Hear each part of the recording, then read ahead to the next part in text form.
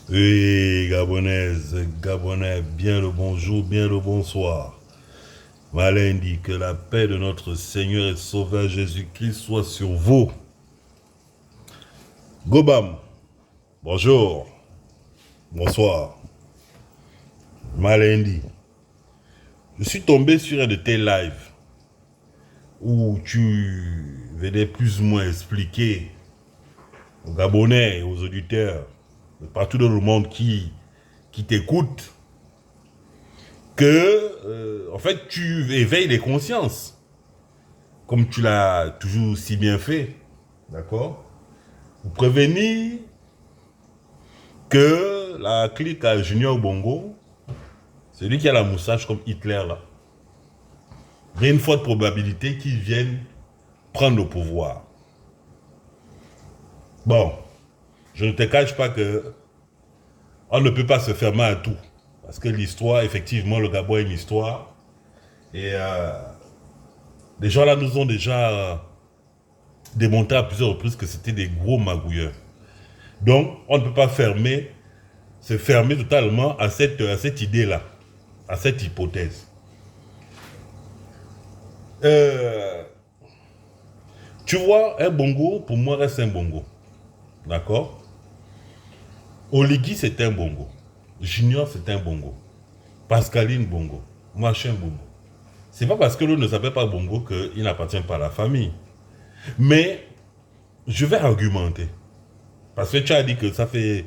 Voilà. Le coach peut faire 200 ans, machin, et quand il revient, 200 ans, machin. Moi, je t'attends à la 201e année pour venir te donner la tendance. Parce qu'à l'époque, hein, tu écoutais le Wu-Tang. C'est plus le Wu-Tang aujourd'hui. Hein. Tu as des nouveaux artistes. C'est pour ça qu'il faut toujours être à la page. Il ne faut pas être has-been. Mais comme tu es mon frangin, moi je te considère toujours comme mon frère. Tu sais que moi, je suis dans l'analyse. D'accord? Dès qu'une actu, et on met le mot Gabon dedans, hein, passe, boum, moi je suis là dedans. Je suis là. Je vais te donner mon interprétation, Goba. De ce que je pense de ton live. Bon.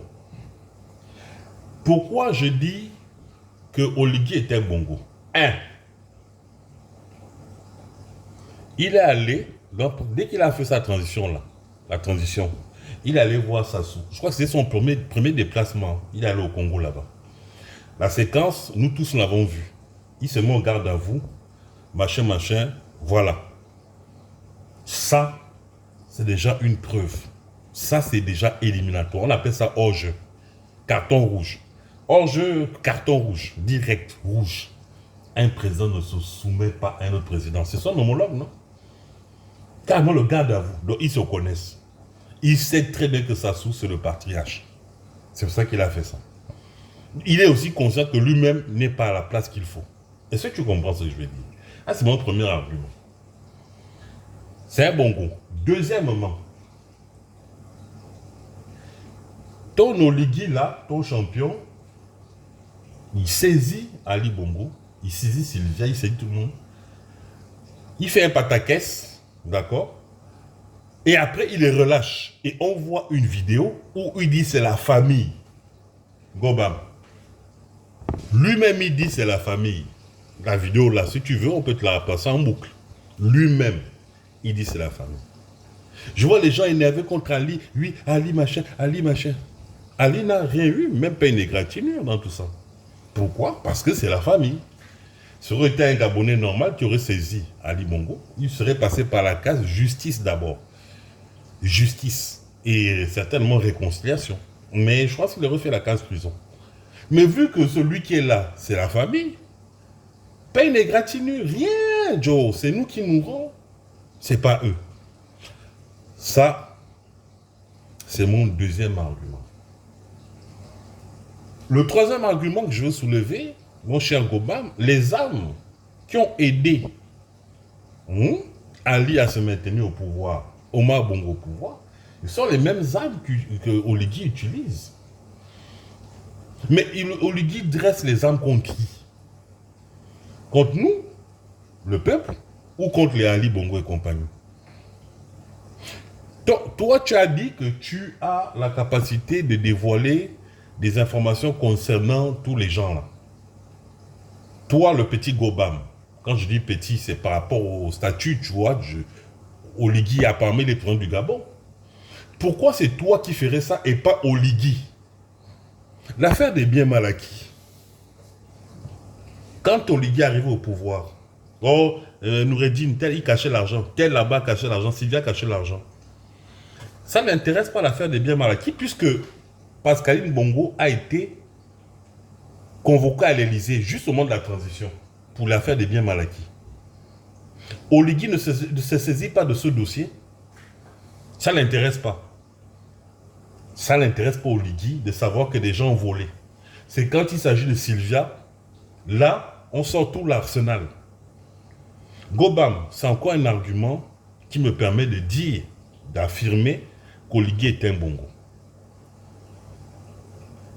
C'est en fait un petit game entre eux. Mais dans tous les cas de figure, Oligui doit faire ses 2 mandats. Après, ce sera Junior. Donc, ils sont là, c'est des chaises musicales. C'est le même clan qui est là. Parce que pendant qu'on parle, il est là au pouvoir. Et quand on braque sur lui, il est dans les chantiers pour montrer aux imbéciles qui viennent raconter sur ton live, oui, mais il travaille quand même, laissez-lui 7 ans. Comme ils ont fait avec Ali Bongo. Ali Bongo est un musicien, un piètre musicien, il est président de la République. Voilà l'autre chasseur de gibier. Dieu me le dit, hein. Le poisson, le sans nom là. Hein, cueillir les atangas, c'est sa passion. Mais il est président, il faut lui laisser 2 mandats. Ça, c'est le Gabonais.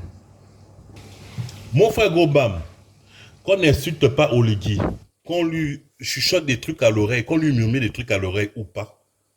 Si, comme tu dis, Sassou veut prendre le pouvoir, il va prendre le pouvoir. Faut arrêter de raconter n'importe quoi aux gens. C'est pas parce que le Gabonais lambda va bien parler que les Bongos ne vont pas faire ce qu'ils ont toujours fait. Faut arrêter ça, Joe. Ça fait plus de 70 ans maintenant que ces gens-là sont au pouvoir. Qu'on parle, qu'on chante, qu'on leur fasse les louanges, ils font ce qu'ils ont à faire. Donc, moi, je ne vois pas la différence entre murmurer et insulter. Du moment qu'eux, ils sont au pouvoir, ça ne change rien. Donc, les gens ont le droit de s'exprimer. S'insulter, c'est un moyen d'expression. D'accord? On n'est pas des Jésus-Christ ici. Personne n'est Jésus ici. Personne n'est parfait. Mais où, moi, je n'ai pas été d'accord, Gobam, c'est sur l'affaire d'Ondossa. Moi, je dis, Ondossa a un parcours. Il a un parcours. Un parcours remarquable. Un parcours exemplaire. Tu dis, il a travaillé pour Omar, au PDG. Tu connais un homme politique qui travaille pour Omar, qui n'est pas au PDG. Tu en connais combien, toi, au Gabon? Toi, cite-moi les noms. Ondossa fait partie des races intellectuels attachés à leur pays. On t'appelle, machin, ils ont négocié. Il a fait ce qu'il a fait, sa réforme.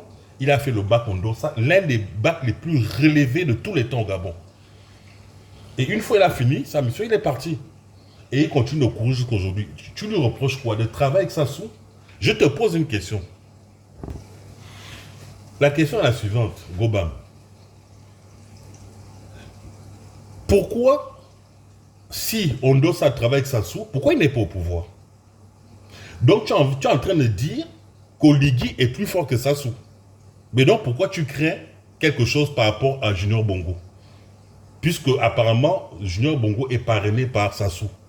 Vous craignez quoi alors? Il ne va rien se passer puisque votre Kovo là est super, mais il est trop fort. Il peut empêcher Sassou de faire les choses. Quand il s'agit d'Ondossa, hein, il n'y a rien, machin. Mais dès que c'est machin, le junior, il faut paniquer. Tu peux m'expliquer? Quand Ondossa est venu à Gabon Télévision exposer son projet de société, il a dit tout sauf les bongos. Tu étais où? Tu l'as soutenu. Nous, les Gabonais, là, normaux, on l'a soutenu pour ça, pour son discours. Un homme politique, c'est d'abord le discours. Moi, je ne connais pas le programme de société de ton Oligui, ni de ton Junior Bongo. Mais au moins, Ondossa est venu s'expliquer devant les Gabonais et il a challengé. Il a dit n'importe qui du camp en face, je suis prêt à débattre devant lui, devant tous les Gabonais. Ce n'est jamais arrivé dans l'histoire de la politique du Gabon. Ils ont tous fui. Maintenant, en politique, Gobam, je ne vais pas t'apprendre la politique, mais tu sais, regardez, vous reprochez à Ondosa, dès que vous le voyez en France, oh, il va négocier avec la France. Dès que vous le voyez, oh, il va négocier. Mais Oligui fait quoi? Tu l'as pas vu avec Macron, ça ne te dérange pas? Toi qui insultes Macron du 1er au 30, ça ne te dérange pas qu'Oligui copine avec Macron du matin jusqu'au soir, du 1er au 30? Ça ne te dérange pas? C'est quand c'est Oligui qui va avoir des... Quand c'est Ondosa il a le droit d'avoir des alliés. En politique, tu as les alliés. Trump ne s'entend pas forcément avec Macron. Mais quand il s'agit de relations internationales, par ce qui se passe en Ukraine, ils se mettent ensemble. C'est la politique qui est comme ça, mon gars. Tu ne peux pas prendre ça comme argument. C'est extrêmement faible. Ondosa ne peut pas travailler seul. Et quand Ondosa va voir, supposons qu'on va suivre ton... Ondosa, c'est quelqu'un, il va aller discuter. C'est un diplomate. Pourquoi vous faites ça? Pourquoi? Est-ce que ça, c'est mauvais d'aller discuter avec les gens? C'est quelqu'un qui n'utilise pas les armes. C'est un intellectuel. Un intellectuel. Gobam, je vais te dire ceci. Un bongo reste un bongo, de loin comme de près. D'accord? C'est le fruit d'un même arbre. D'accord? Issu d'une même graine. Le PDG. Ondosa n'a jamais été dedans. C'est le seul opposant au Gabon, jusqu'à preuve du contraire de nos contemporains, qui n'a jamais été là-bas, au PDG. Au même titre que les Agonjo, Okawe, tous les gens, n'ont jamais été au PDG. C'est un intellectuel de renom. Partout il passe, bonjour professeur. Contrairement à tous les branquignols, et notamment celui que tu soutiens, qu'on appelle Oligui. Ce Kovo-là. Gobam, s'il faut aller choisir entre Junior Bongo, Oligui et Ondosa, je préfère le moins médiocre. Et Ondosa est loin d'être médiocre. Il a déjà démontré aux yeux, au vu de tout le monde.